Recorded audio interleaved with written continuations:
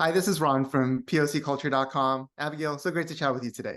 Hey, Ron, great to chat with you. So I know you clerked for the Honorable Judith Rogers, and I was just wondering if she had a chance to read your book and what feedback she had about it. Yes, absolutely. I love my judge. He has been a model and really a role model for me of a strong woman leader. She's one of the first women in her class at Harvard Law School, and even served on the faculty hiring committee for a spell. So I actually had lunch with her in her home. She invited me over last year when I was coming through Washington D.C. for a talk that I was giving, and she'd read book one, and I was able to give her book, a signed book two.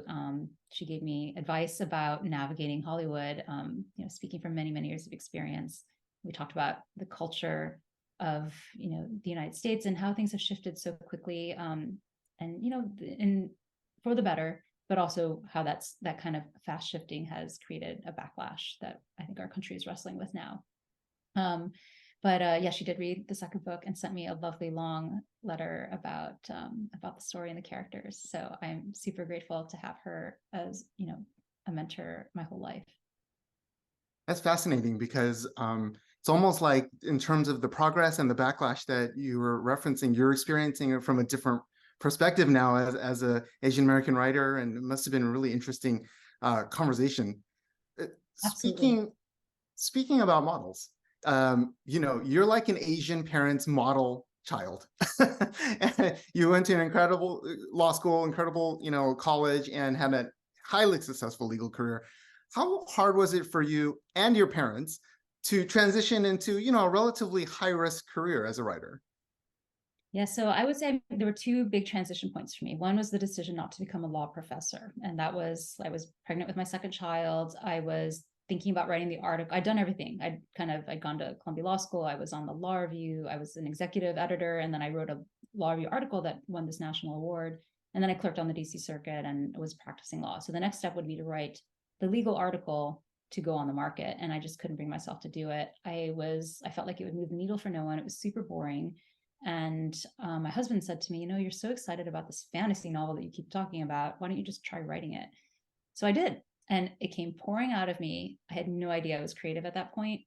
But, it just kind of put the bug in me. I sent out into the world. I got rejected by a whole bunch of agents, but there was one who mailed it back to me and said, I really think there's something here. And that agent actually ended up turning me down after I revised it for her, but she is now my agent for Loveboat Taipei 10 years later. So in that 10-year period, I wrote 4 more novels on the way to Loveboat Taipei. And I had a career in law and in tech. I did go back because I felt like I needed to complete my training in law. I needed to be able to support my children in case something happened to my husband. But I'm glad that I had all that experience because I'm using it now as a filmmaker, which is, the confluence of technology, creative storytelling, and finance. And so I'm using all that. But there was another big moment when I did make a decision to leave the law firm, fast track in the law to go in-house.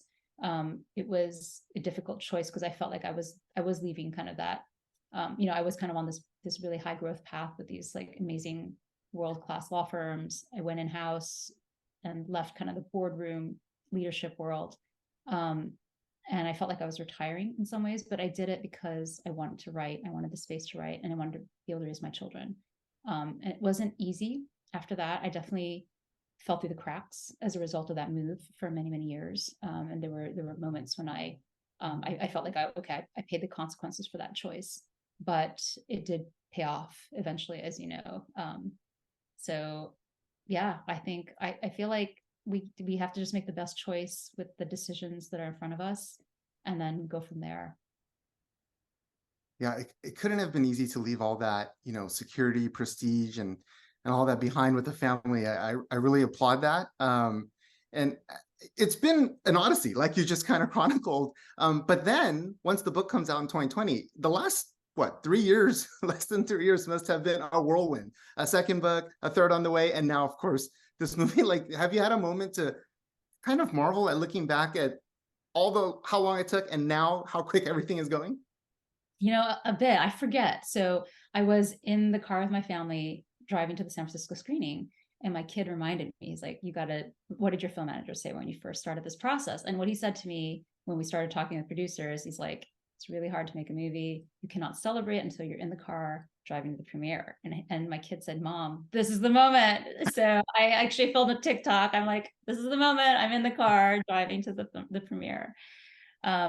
So yes, I was fortunate to have the past year I spent in Vienna, Austria, because my younger child is a musician and wanted to study there. So it was, I would never have been able to do this any other time in my life, but I left my corporate job 2 years ago. My second novel, Loveboat Reunion, came out in January of 2022. And the film wasn't coming out until like now, August 10th. And so I had this whole year where it didn't matter where I was working. And I was able to go and kind of be on my own with my family, and just all my waking hours, we were sleeping hours. So I got so much writing done, a lot of producing work done. And now I'm back. So I feel like I'm ready to go, but I had this amazing year of retreat and just productivity, and that time to reflect on, wow, like, look how far we've come, and to dream about like where we could go from here. Yeah, that's so awesome. I'd love to hear about your own Love Boat experience. Like, obviously, this came pouring out of you, like you said. When you think back at your time on that trip, what's your enduring memory and emotion about it? You know, my cousin was also on the trip with me, so which is why I have cousins in the story. And I remember I loved going out to eat together and experiencing the nightlife, the night market.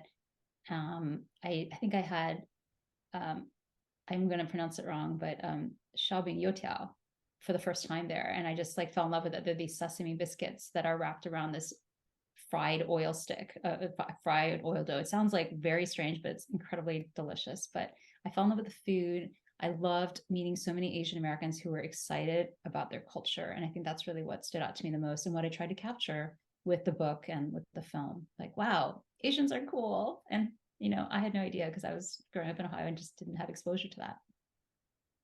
I love that moment in the film where it's like, come on, Asians are cool now. Like, everybody knows that, which I just, almost got up and clapped. It's a great moment. And I think the film, like you said, it really captured how beautiful like Taiwan is, the night markets, and the music. The music was incredible. Could you talk a little bit about just the making sure to capture Taiwan, and how the music selection process was?